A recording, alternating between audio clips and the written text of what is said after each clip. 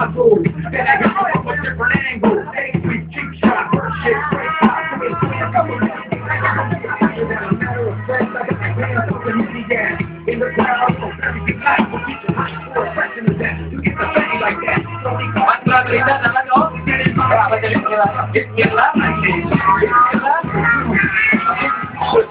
Okay,